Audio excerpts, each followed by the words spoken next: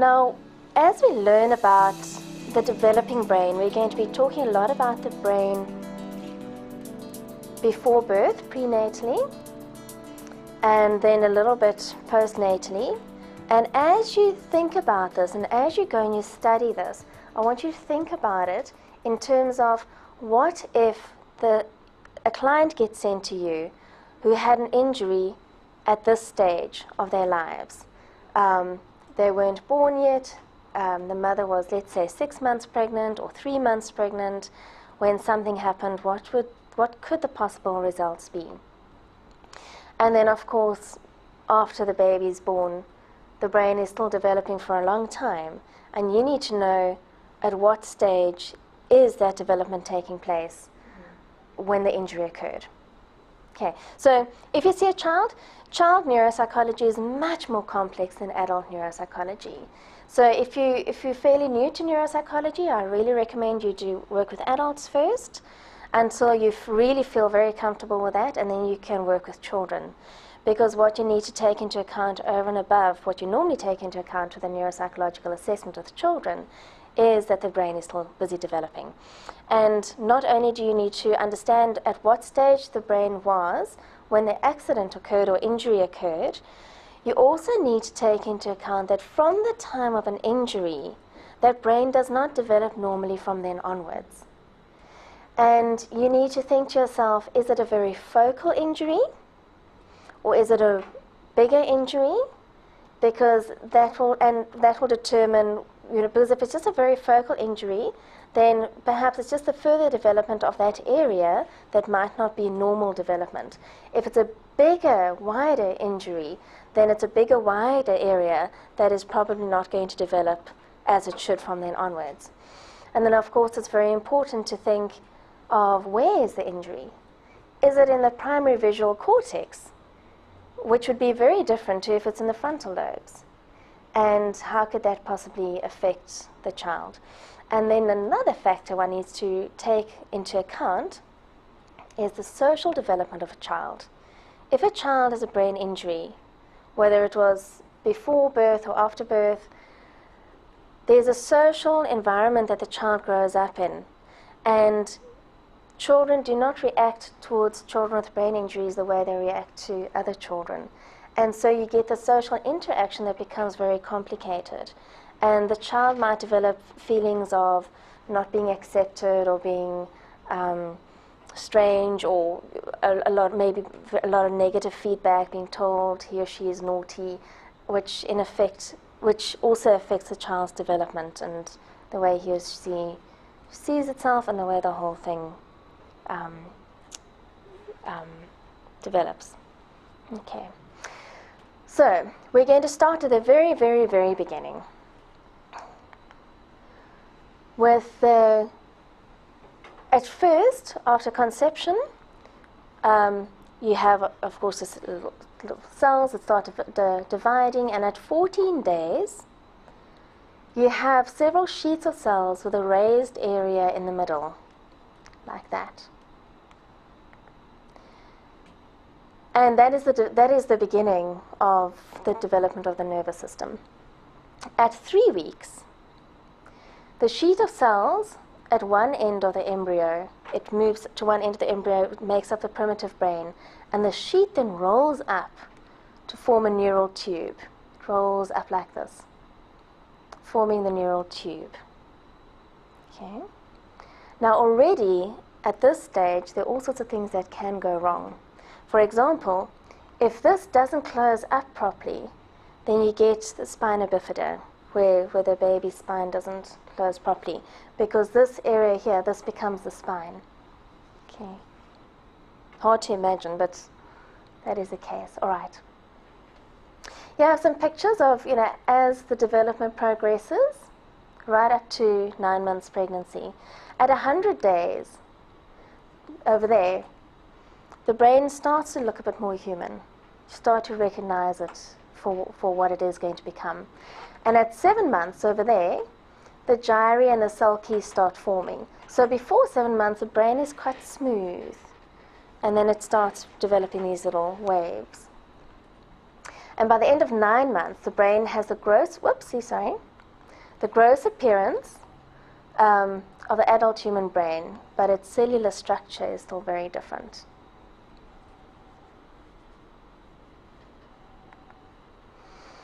Now you get different stages of brain development, and I'm going to go through each of these. We're going to be talking about each of these in a bit of depth.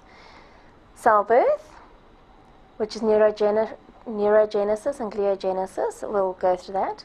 Cell migration, cell differentiation, cell maturation, synaptogenesis, cell death and synaptic pruning, and myelinogenesis. And each of those has its own little program as it unfolds. And you need to know what that little program is. But I thought I'll just give you the sort of lay terms for all of these. The cell birth is that new cells are generated. Neurons and glial cells. So neurogenesis is the makings of the neurons, and the gliogenesis the makings of the glial cells. Cell migration, those little cells then move to where they need to be. Okay. Cell differentiation, they change to become the types of cells that they need to be, because they all start off as stem cells. Cell maturation, they grow dendrites and the axons grow longer. And you know that some cells have very long axons and some have much shorter axons. Synaptogenesis, they link up with other cells, form little synapses. And then cell death and synaptic pruning. This is the cell death that you want to take place in the brain. There's certain cell deaths you don't want. You don't want cell deaths as a result of brain injury and so on, but at certain periods in your life, you need that cell death. So cell death and synaptic pruning, the ones that need to die do, and the synapses that were not supposed to form get undone. Okay, that's really just my lay term. And then myelinogenesis, myelin, do you remember the myelin, the white fatty sheath around the axon? Myelin gets wrapped around the axons to increase the speed of message transmission. So all of these, as I said, they have their own little program, their own way of unfolding. Now let's talk for a moment about the neural stem cells. They are found in the neural tube, and they have an extensive capacity for self-renewal. Now we've spoken about stem cells before, but I'm just going into a little bit more depth this time around. When a stem cell divides, it divides into two. The one dies, and the other one lives to divide again. This is the nature of stem cells. In adulthood, the neural stem cells line the ventricles, forming the ventricular zone. So we have stem cells in our adult brains in three areas. One of them is the ventricular zone. And if you look in this, this picture, you have your ventricles here, this red part, this is the ventricular zone. If you look at this from the side, that's over there, the ventricular zone. And if you cut it through it here, and you look at the ventricles there, it's that little area there, the ventricular zone. And the neural stem cells give rise to progenitor or precursor cells. These can also divide, but eventually produce non-dividing cells, known as neuroblasts and glioblasts, which mature into specialized neurons and glial cells. Okay.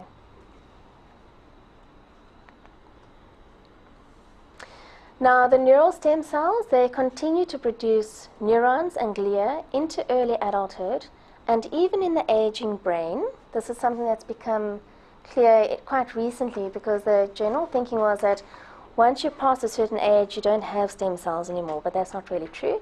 And you have them in the olfactory bulb. You remember the olfactory bulb? And in the hippocampus.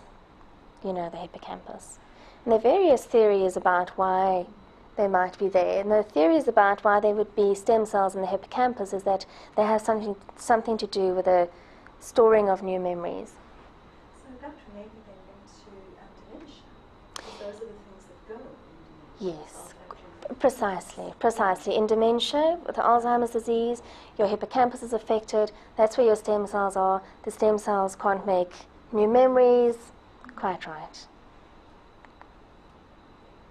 Now those little cells, once they've been generated, you've got all these little cells, they need to move. They need to move to where they need to go, and they need to differentiate. Cell migration begins shortly after the first neurons are generated. So the first little neurons are started being made, and then they start moving. Of course, there's still some more being made while the first ones start moving to where they need to be.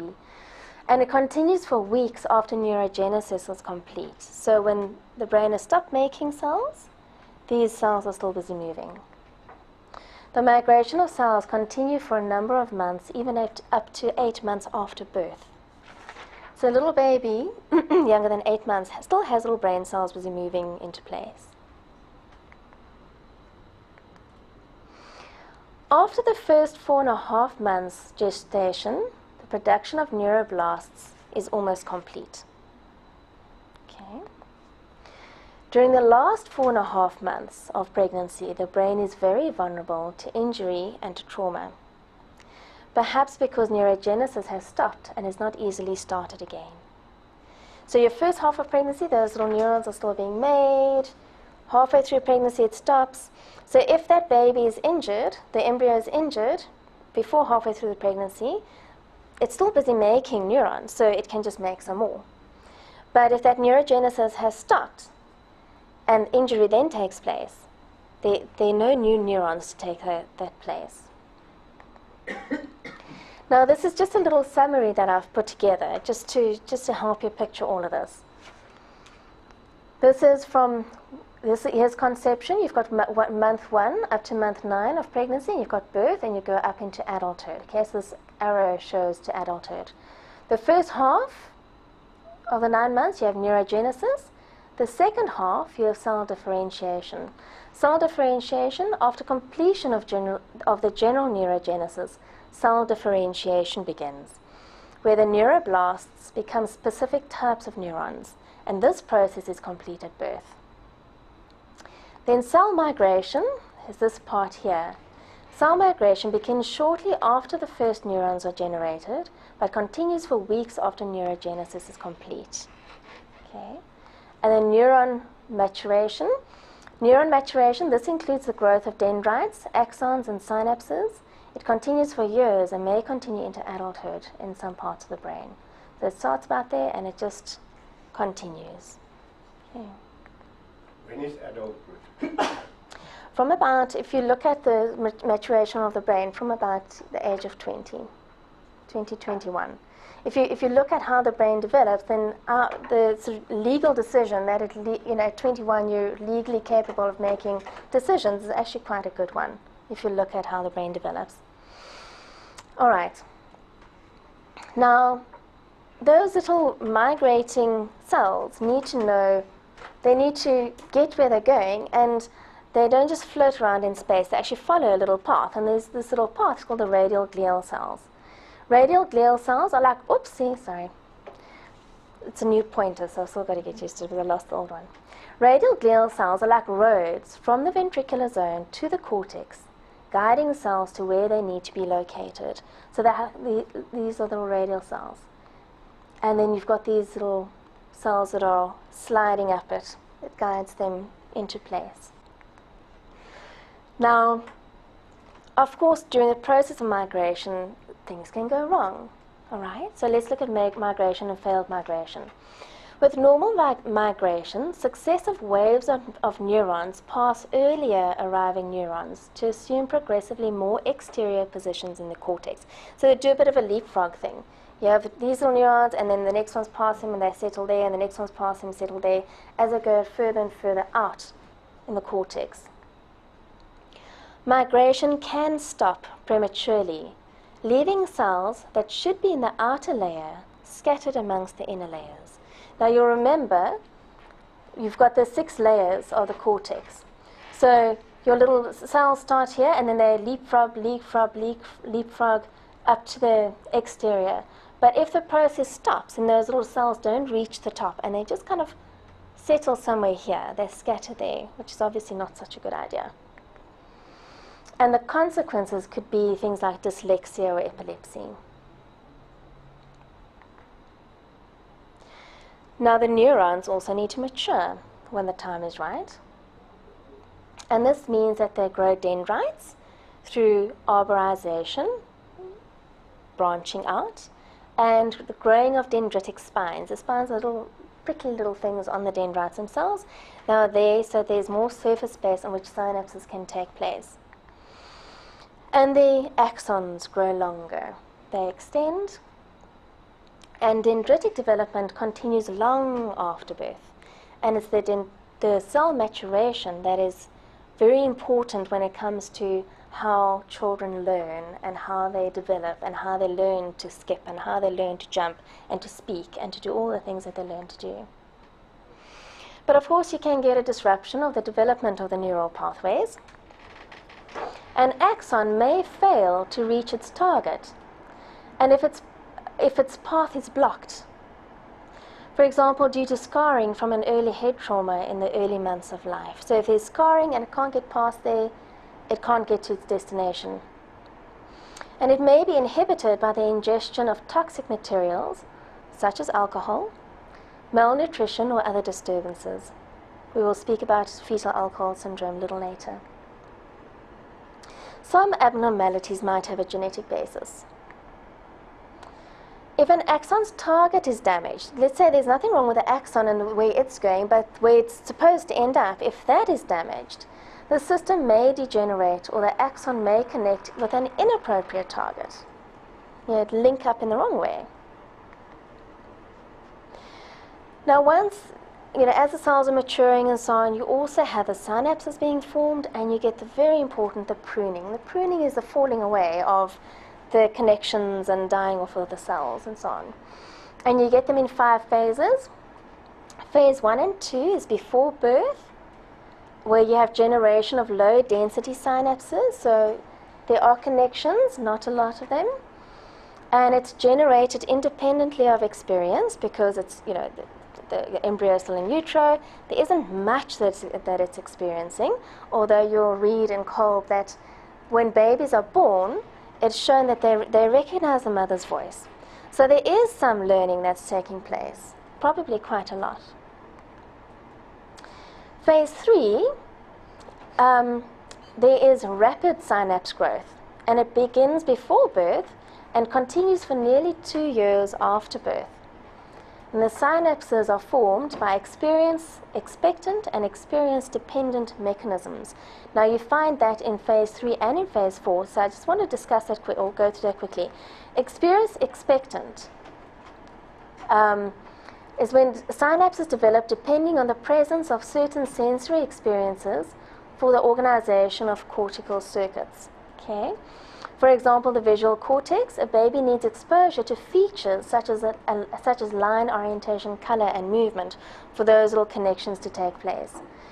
The general pattern of these synapses is presumed to be common to all members of the species. So you're expecting, for example, a human baby to be able to see, to be able to hear, to be able to taste, to be able to smell, etc.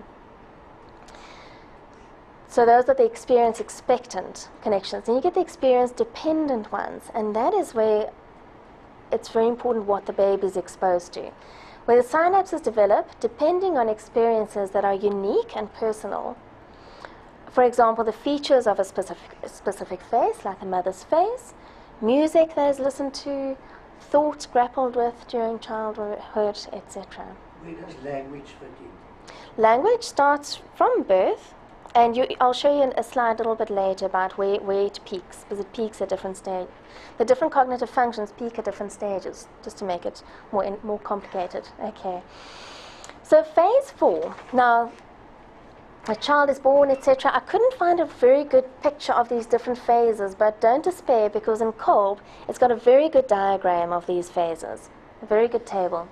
In phase 4, there's an initial plateau in synapse number before puberty, followed by rapid elimination of synapses that continue through puberty. The rate of loss may be maximal in puberty. So during puberty, one of the reasons children can be so irritable and so on is because they are losing a whole lot of synapses. The brain's going through a massive change. Synapses are also formed by experience-expectant and experience-dependent mechanisms. So you still have some synapses forming, but you get a lot of them being pruned in puberty.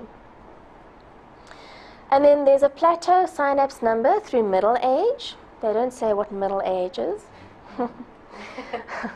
followed by a slow, steady decline in the density of synapses with advancing age. They also don't say what advancing age is. And a final drop in very old age just before death. Here's a slide that I was referring to. Just to demonstrate, Kolb actually doesn't mention the different stages of development of the different cognitive functions. But this slide, I think, illustrates it quite well. Here's the first year of a child's life. Here's the sensory pathway of vision and hearing. You'll see the synapse formation is very rapid and then slowly starts to peter off. Now, it's just the petering off of synapse formation, so there are fewer synapses being formed. It's not that they're necessarily being pruned then. Language takes a little bit longer, but look how the synapses form there at a peak, about the middle of the first year of a child's life, and then fewer synapses after that. And your higher cognitive functions is later in life. But still, peaking at the end of about the first year of life. Sharon, if that initial phase of the sensory pathways, if there's something goes wrong in that first year of life, would that then impact on the capacity for language to develop? Do they have an impact on it depends on where. It depends on what and where and how. You know, if it is, for example, let's say something happens, a child goes deaf, then we know, it's going to affect their ability to speak. So it depends on what area of the brain has been affected and what other development still needs to take place that depends on that area being intact. If you do neuropsychological assessments on children, you sit with your books for a long time and you research and you try and find out, as much detail about that specific time in a child's life as you can and what needs to follow afterwards. We are really just going through the just sort of general principles now. Now, while I was preparing for this tutorial, I came upon this slide, which is research that was done in 2011. Here's the reference. But I thought I'd put it in here now because it's to do with dendritic spine development and pathology. And the research compared children with, people with Alzheimer's disease, schizophrenia, and autism spectrum disorder. And they were looking at the development of dendritic spines and if there was any difference. And some very interesting results were found. Here is your normal development of dendritic spines. Here's birth, here's childhood, adolescence, adulthood, and you can see just how very different this is. With the autism spectrum disorder, you have these dendritic spines being developed many more than normal. And remember what we said last time, children with autism spectrum disorders, when they're about 1 year old, their brains tend to be bigger than the normal child. Okay, and here this just confirms that. And then a very slow development after that, but still many more dendritic spines than the normal person. If you look at a person with schizophrenia, very close to normal here, but then it drops off much more than normal over there. And if you look at Alzheimer's disease, it follows very much a normal pattern until your late adulthood and then suddenly drops off. Well, so I thought I'd just put that in because it's just interesting to just again, so that you think, if you have an Alzheimer's patient or you have a schizophrenia patient, just to bear in mind these processes. Now, I'm sure you all remember what glial cells are, but just in case you don't, you get astrocytes and oligodendrocytes. And just a reminder of what the function of the oligodendrocytes are, here's a picture of them. Because if you're anything like me, one tends to forget things that you've read and learned. Okay, so they're the oligodendrocytes. Their main functions are to provide support and insulation to the axons by creating the myelin sheath. Okay. And just a reminder of the functions of the astrocytes. They perform many functions, including biochemical support of endothelial cells that form the blood-brain barrier, provision of nutrients to the nervous tissue, maintenance of extracellular ion balance, and they play a role in the repair and scarring process of the brain and spinal cord following traumatic injuries. And here, this is your little astrocyte over here. Okay, so now, when we think about the brain that's developing, we also need to think about when the glial cells develop. And the genesis of them that begins after the neurons are born. I thought that was quite an interesting phrase from Kolbe, after the neurons are born, so after the neurons are generated. And the genesis of the glial cells continues throughout life. Okay, now the myelin, you'll now remember about the oligodendrocytes and the myelin. While axons can function without myelin, they only function optimally once myelination is complete. And myelination is a useful rough index of cerebral maturation. So more myelin, the more mature the brain.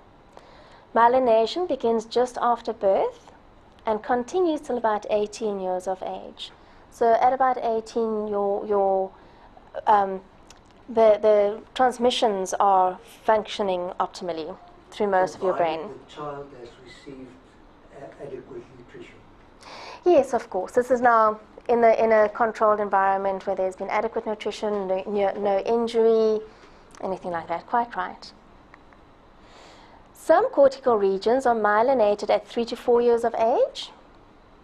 And you can imagine which ones those would be. Those would be your primary sensory areas and so on.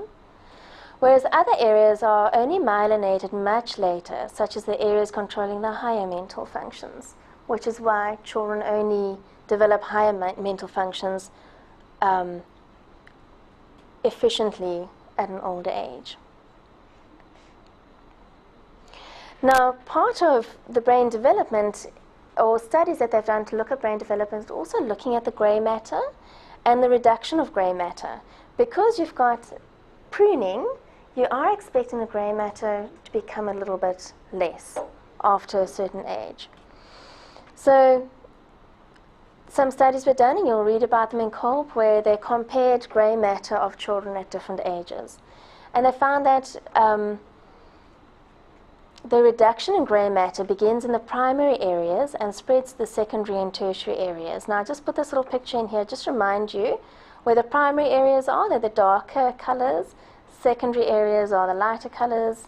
So, for example, here's your auditory area. That's your primary area, your secondary area, and then around it would be your tertiary area, the lighter color. The primary cortical regions, which control the basic sensory and motor functions, are thus the first to mature. I mean, that makes sense. We all know that intuitively. And the areas controlling space and language mature at puberty between the ages of about 11 and 13. Only then is our language fully developed in our spatial areas. Tertiary cortical areas, such as the prefrontal cortex, begin to mature last in late adolescence and continue well beyond. So this is where it's up to about the age of 21, but with some people older, that those prefrontal areas are only really finished developing then.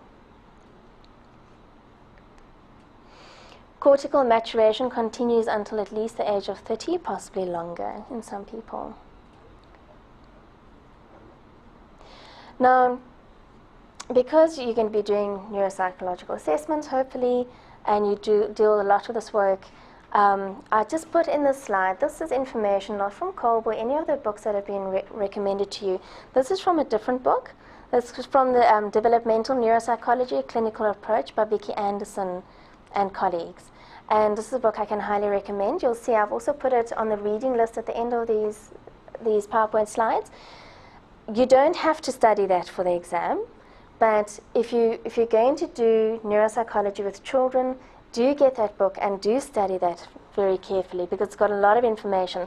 And I've just here highlighted some of the important parts that you find in that book that relates to what we're studying about the development of the brain in children. At age 3 months of age, so after the baby's born, there's a burst of synapses for visual and auditory cortex. Okay. Between 4 months and a year, you have relative synaptic maturity for visual and auditory cortex. Okay, that's quite consistent with what we've already discussed. At 7 years, the synapses for vision is complete. Now, this is really only you would only really be concerned with this if you're testing a child who has visual difficulties and you're wondering, is this possibly because of an injury? Between 8 and 15 years, the synapses continue in the frontal cortex. Between birth and 1 year, there's a dramatic increase in myelination. It's a vulnerable period for myelination during the first 8 months of life. So if there's an injury in the first 8 months of a child's life, there's a good chance that there are going to be problems with myelination after that.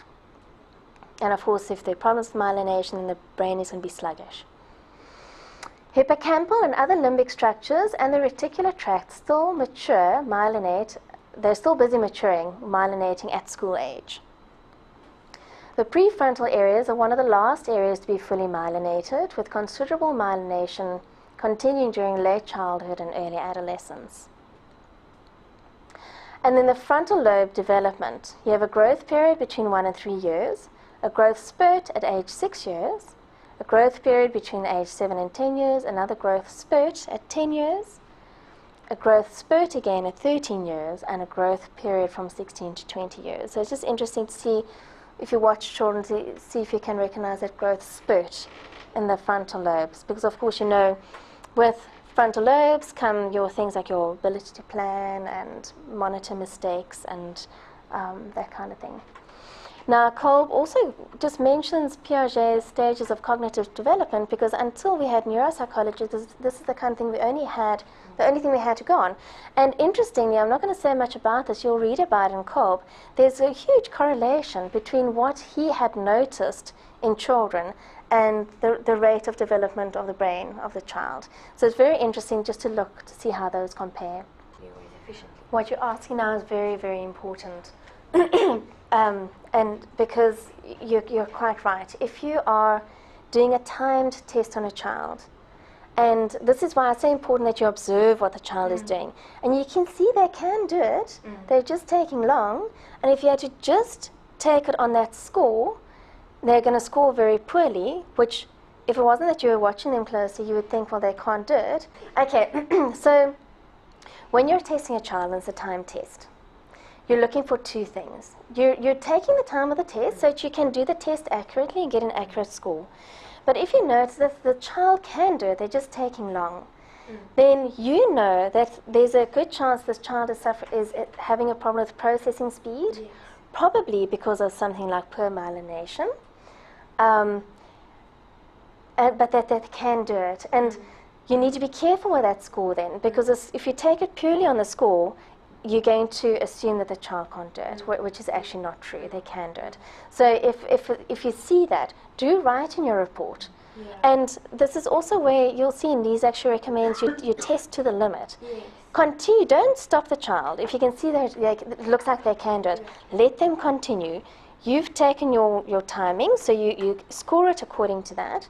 But just watch what they do. And in your report, you will then say, look, according to the timing, you know, they scored this, but having watched them, you see that they are able to do it, suggesting that they, let's say, don't have spatial function difficulties, but they do have processing speed difficulties.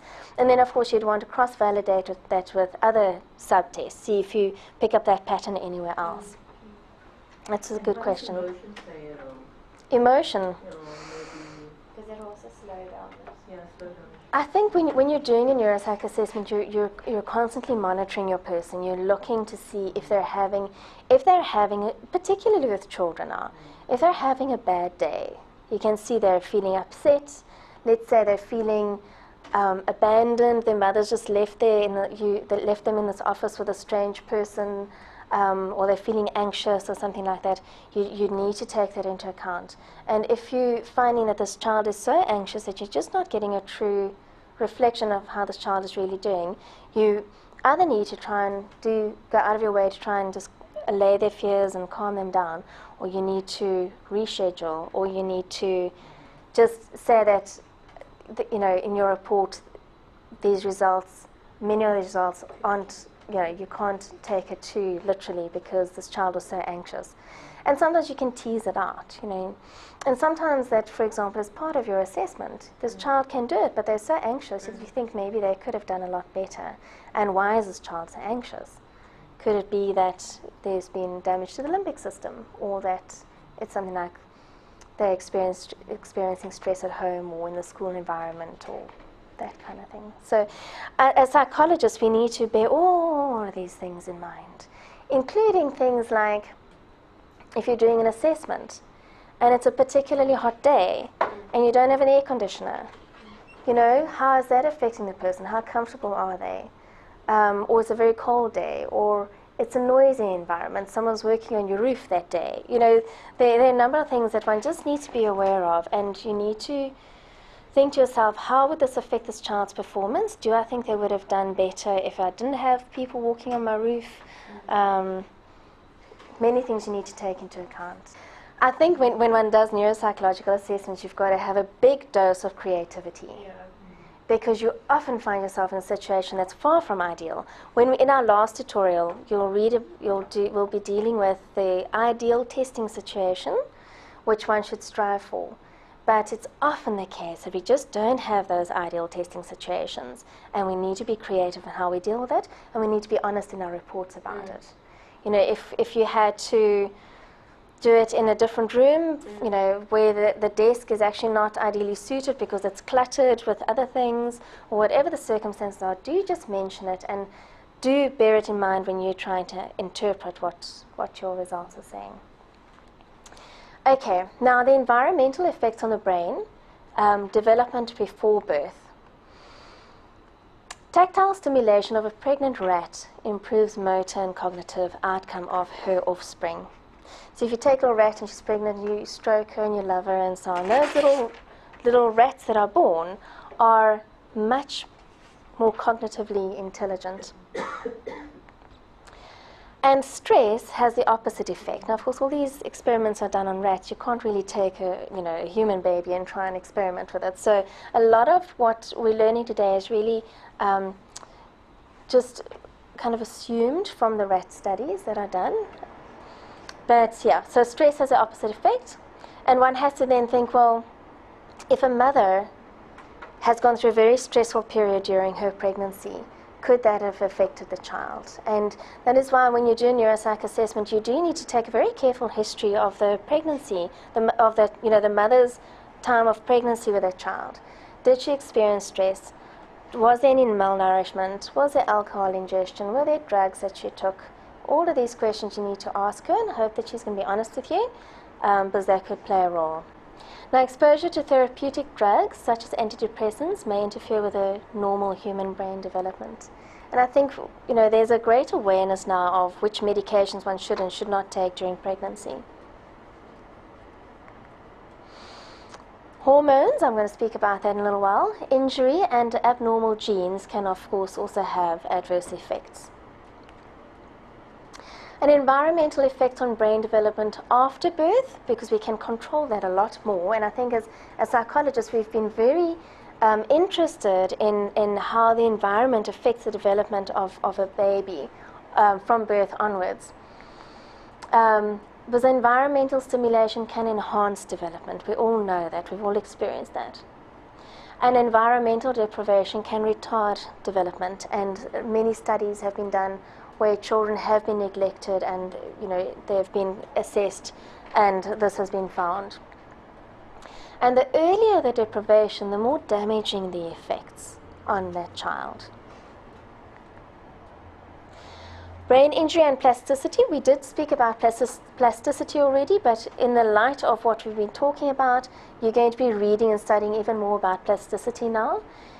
The ultimate effects of a brain injury, I've already said this, it depends on the age of the child, on the extent of the damage, and on the location of the damage. And there are 3 critical age divisions in children. Before 1 year of age, if there's injury there, it's disproportionately greater, the impairment, if it's in that first year of the child's life. Between 1 year and 5 years of age, if a child has an injury then, there's reorganization of the brain structures and the rescue of language functions that take place. Children recover quite fairly well if there's an injury between 1 and 5 years of age. But after 5 years of age, there's little or no sparing of function. So remember, if you're seeing a child that is injured between 1 and 5 years, just bear this in mind. Children who incur prefrontal injuries in infancy or early childhood have very poor outcomes. So just bear that in mind. Now, of course, one would often see that if it's a car accident again and the child was facing forward when there was an impact. Because very much so, the brain considers language to be very, very important. So if there's been an injury, particularly in the left hemisphere, it moves language over, but it is at the expense of the visuospatial areas. Early brain injuries, plastic changes that might show recovery. One must always be careful not to give people too much hope about recovery, because one can set people up to be very, very disappointed. I think it's much better if you're counseling parents whose children have been injured to be more realistic with them, but to rather speak to them about what there still is and making meaning of it, and there are other ways to deal with it, but don't give them hope that the child's going to make a recovery if the child probably won't. Now, it's possible that there might be changes in the organization of the remaining intact circuits in the brain. Such reorganization is probably rare and is probably associated with abnormal functioning. So there might be some reorganization, but outcomes are not necessarily favorable. There might be some generation of new circuitry, stimulation of new circuitry through experience or through drugs. I think there was a time where people were trying to give a lot of stimulation to people who've had brain injuries, the attempt to stimulate new brain circuitry and so on. But studies haven't found that it's been all that successful, although I'm sure there have been cases where it has been. And the generation of new neurons and glia to replace old ones, there's a lot of research, as you know, going into stem cells from the subventricular zone to try and replace those that have been injured or diseased, and we still have a lot of work to do there. Now, the effects of early brain lesions, brain damage in infancy causes the brain to be smaller than average in adulthood. Now, you'll recall I said one really, the brain grows and then it needs to shrink down because you need the pruning and so on. But despite that, if there's brain damage in infancy, it then still causes the brain to be even smaller than it should be in adulthood. The earlier the lesion, the smaller the brain's ultimate size. And the theory there is that it's because there are fewer dendritic fields and thus fewer synapses. Now, a lot of experiments done on rats, but very interesting and important experiments. In rats, if there's an injury at day 10 of that rat's life, there's a reasonable recovery. But if the injury is at day 1, there's a very poor recovery. After day 10 lesions in the rats, there are many more astrocytes which support the growth and differentiation of neurons, but this was not the case with day 1. So there's a certain stage of brain development where if there's injury then, there's almost an overgeneration of astrocytes to try and help the situation, and make the atmosphere favorable for new neurons to be grown. But that doesn't happen with an earlier injury. Connections not pruned correctly, if the injury is too early, example, connections from the medial, okay, what this point is really trying to say is that you have all these connections, and as a brain develops, it makes many connections. But some of the connections are not supposed to be there, and they need to be pruned away. But with some injuries, it doesn't get pruned away, and then you get the wrong things being linked up to the wrong things. So for example, connections from the medial genicular project, here's the medial genicular nucleus. It projects to the visual cortex instead of the auditory cortex. Okay, it's supposed to go here, it goes from the brainstem to here's the medial geniculate complex, okay, it's supposed to go to the primary auditory cortex. But there are links to the visual cortex that need to be broken down, and if they're not broken down, then you've got the links in the wrong place. Now, who of you have heard of synesthesia? You have a client with synesthesia. Synesthesia is actually a fairly common thing, and since some people have been, authors have been writing about it, it's become more and more clear that quite a number of people have it. What it is, it's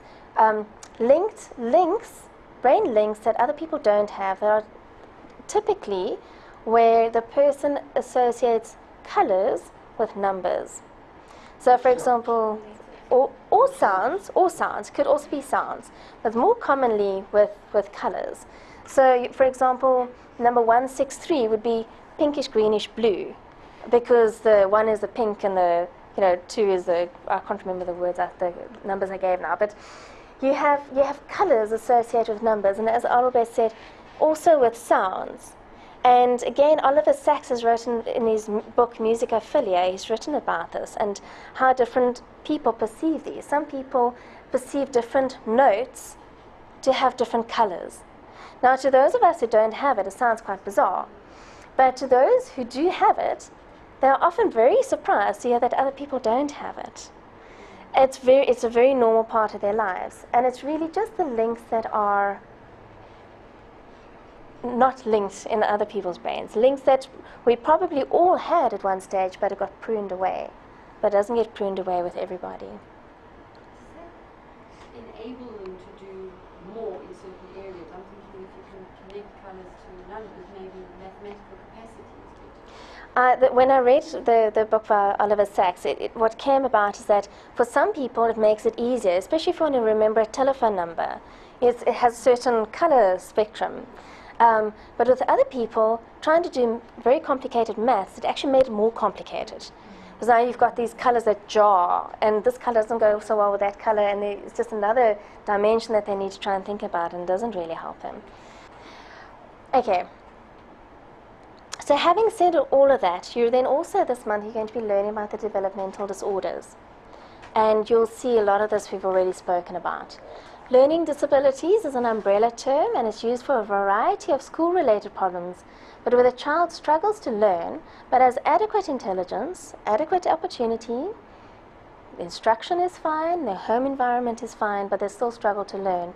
And dyslexia has been central to studies on learning disability.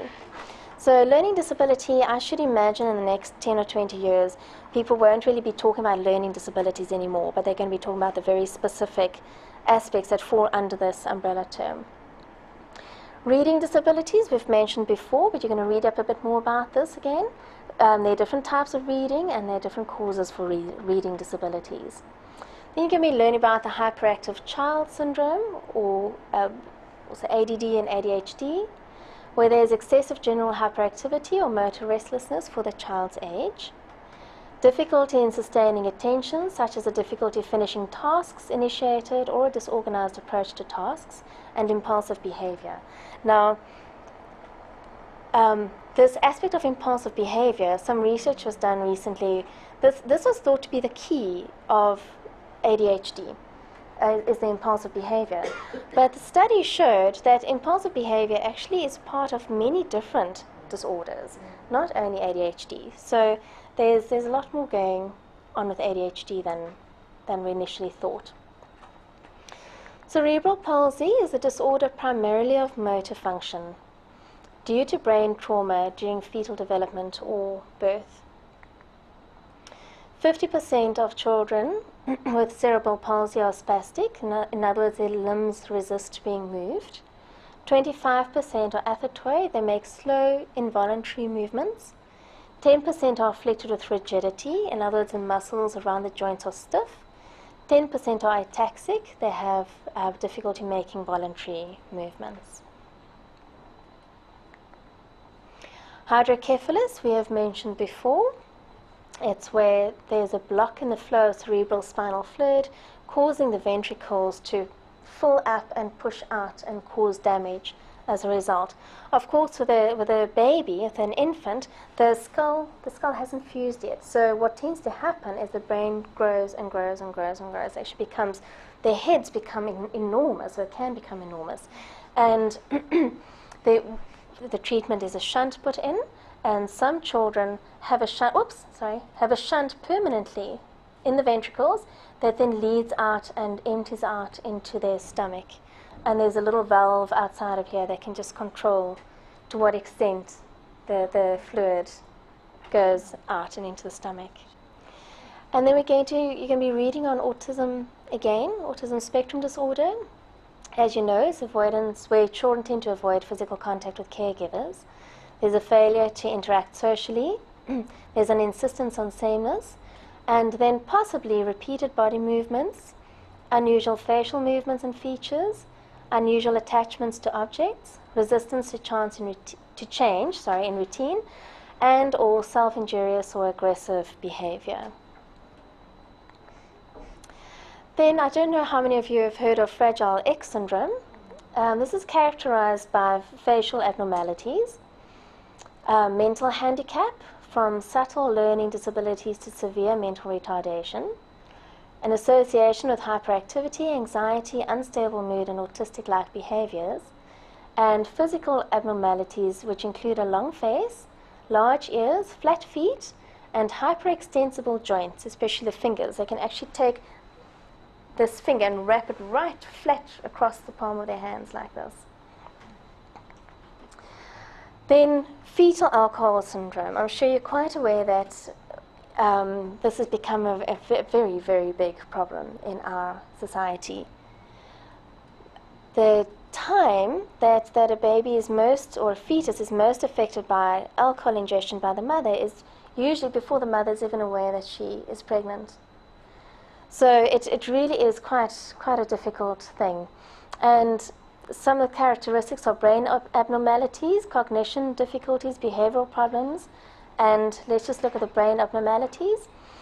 From small brains with abnormal gyri to normal-sized brains with abnormal clusters of cells and misaligned cells in the cortex. Those are the different problems you have with the brain development. With cognition, they tend to have learning disabilities and lowered intelligence scores. In terms of behavior, these children tend to be hyperactive and they tend to have social problems. They tend to be physically small in size and they have a tendency to be thin. And the cause, of course, is alcohol ingestion by the mother during pregnancy, especially in the first 3 months of pregnancy. But also, a possible cause could include poor nutrition of the mother, use of drugs, and smoking.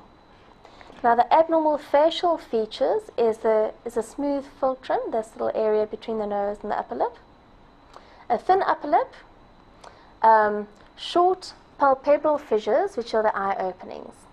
So these the eyes tend to be small in that way. But I'm sure that as neuropsychologists, we're not going to be judging the person that much by their facial features. I'm just mentioning the facial features.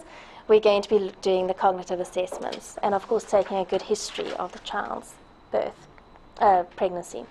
Not the child's pregnancy, the mother's pregnancy of the child. Okay. Now, there are various risk factors for anomalies in the central nervous system development, and this information is taken from Vicki Anderson's book again. You don't need to know this, but I'm just covering it because I think it's important. I mean, you do need to know this, but I mean, it's not in Kolb and Wishaw, but I'm covering it because it's important. The prenatal factors that can lead to anomalies in the central nervous system: maternal stress and age. The older the mother, the more likely things are going to go wrong, and the more stressed the mother. Maternal health, such as a history of infection, rubella, AIDS, herpes simplex. Nutrition, maternal alcohol and drug addiction, environmental toxins such as lead, radiation, trauma. Okay. Postnatal factors, birth complications. I think our doctors in our country are very, very quick to rather give cesareans because there can be complications at birth, and parents are quite quick to sue if there's been a complication at birth.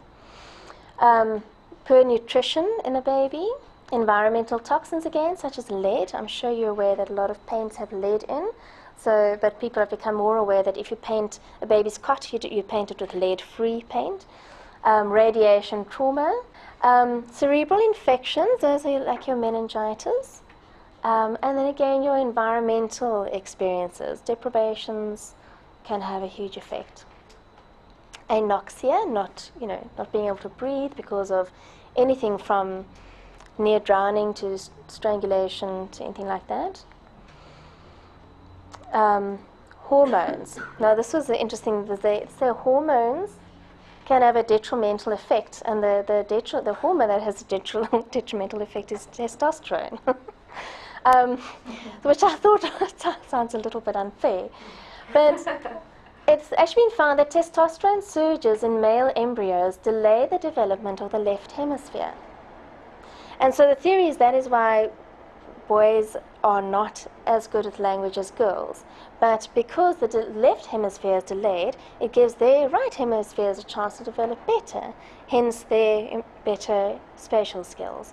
But I'm not saying that that is the case. That's the Gershwin-Galoberda theory, and I don't know if I would argue that with them. And then, of course, environmental deprivation and the birthday effect. I don't know how many of you know about the birthday effect. If a child is born the beginning of the year, let's say the 2nd of January, and they go to school, and they're in the same class as a child who's been born the 31st of December, meaning that child is a year older than this child. They play sports together, they have school together. So the child who's now almost a year younger is not as physically strong and robust. So it doesn't get into the sports teams, for example. So it doesn't get as much experience or exposure. Self-esteem can start being affected. But I'm afraid there's nothing we can do about that, because no matter what dates we make for school year, whatever, we will always have the birthday effect. There will always be children who are much younger, at least a year, or about almost a year younger than other children in the class. It's an interesting dilemma to have, because you get some really bright children who really, when they start school, what is being learned in school there, it's much too easy for them. So one wants to put them in a higher grade, and I wouldn't be surprised that's also the reason they did it for you. But they're not taking into account the social emotional development of the child, which is also a very important aspect of the child's development. Because you might have a very bright child who's coping very well at school, but if they're always the smaller, weaker, physically weaker, smaller, shorter ones in the class, there are all sorts of emotional factors that come into place, which lead to a child who doesn't feel very confident in themselves, even though they're very bright. It's very difficult. I haven't read anything about it, but I should imagine that it would very much be the case, particularly with sports with boys. I think where it would start to have an effect with girls is if the older girls, they reach maturity first, puberty first, they're developing first, they're more interested in boys first, and the younger one feels completely out of her depth because she doesn't want to have a conversation about boys, and she's not interested. So I think it is for both sexes, but maybe it would be more difficult for boys earlier on, when the sport is important. Okay. Now we've gone through the development of the brain, and I want you to, as I said, when you read through and study on the development of the brain, ask yourself the whole time, what if I had a client who had an injury at this stage of brain development? How would that affect the person? And we'll just help you to remember it a bit better. But in addition to that, I want you this month to go through Lee Zach's chapter on the behavioral geography of the brain, where she really looks basically at anatomy and a bit of physiology. It's a long chapter, but I think you're going to find it much easier to go through it now, considering everything that you've studied, than if you went through it initially when we did the anatomy. So, yes. Put that on the recommended list. Yes. So she covers the cellular substrate, the cells in the cells in the axons and so on. The structure of the brain, hindbrain, midbrain, forebrain, the limbic system, cerebral cortex and behavior, lateral symmetry between the hemispheres and asymmetry between the hemispheres. It's good that you read this now because it's a precursor to what we're going to deal with at the next tutorial. Occipital lobes and their disorders, posterior association cortices and their disorders, temporal lobes and their disorders. So she really covers a lot. And you'll probably find you can just read through it, because a lot of it is going to be revision, and it will just reinforce the learning you've already had. The functional organization of the anterior cortex, the precentral division, the premotor division, the prefrontal division. And here I want to just get your attention onto her section on prefrontal division, which I have found to be the best text on the prefrontal areas thus far. The prefrontal subdivisions, she divides it into the ventromedial prefrontal, the dorsolateral prefrontal, and superior medial prefrontal. This is a section of her book that I've gone to over and over and over because people with motor vehicle accidents tend to have frontal damage. This is a part that is really very, very important. Okay, and then she discusses, it's just a short part, but the clinical limitations of functional localization. Now, this is something we all need to be very, very careful of. It's wonderful that we're learning how the brain works, and this area does this and that area does that, but be careful of generalizing that information or that knowledge too much. If somebody has damage in a certain area, it doesn't mean that it's going to have the same effect on that person than it would for other people. So be careful of making assumptions and writing reports based on just the area of the damage. You need to look at everything, the collateral information, what the person's complaining of, what their medical history is, what their tests are saying. Do you think that's individual uniqueness, or is that just simply because we can't yet quantify exactly the amount of damage? I think it's a combination. It's a combination because some people, their language areas cover a wider area than others. Some, like piano players, their motor cortex would look a bit different to somebody else's. So it's an individual thing, but also we can't always know. We might be able to see in a brain scan, this is the area that's been damaged. But what you don't see on the brain scan is the apoptosis, where other cells have died because those cells have died. And the other thing you don't see on a brain scan is maybe there's been a little neural connection that's been severed. That now means that they can't use that area of the brain because the pathway between it has been severed. So one must just be very, very careful. But if you can, in your report, combine your understanding of the geographical area of the brain that's been injured, and if it backs up what your tests are finding, then do use it, because then it reinforces your findings. And most of the time one can link it up, but just be careful of only using that. Okay. And this is your reading required. You'll see it's not as much as you have had to deal with in the last couple of months. Basically, you've got two chapters of Kolb, and then quite a long chapter of Lezak. But as I said, you'll probably find you can just read through it and you'll be familiar with most of it. And then here are the two optional other texts that I recommend. This one is the one that I mentioned by Vicki Anderson. This one, Neuropsychological Evaluation of the Child. If you're going to do neuropsychological assessments on children, do get this book to put on your shelf, because not only does it give a bit of history or a bit of explanation of child neuropsychology, it also gives you norms of certain tests, quite a lot of the tests that one can use with caution. Okay, thank you.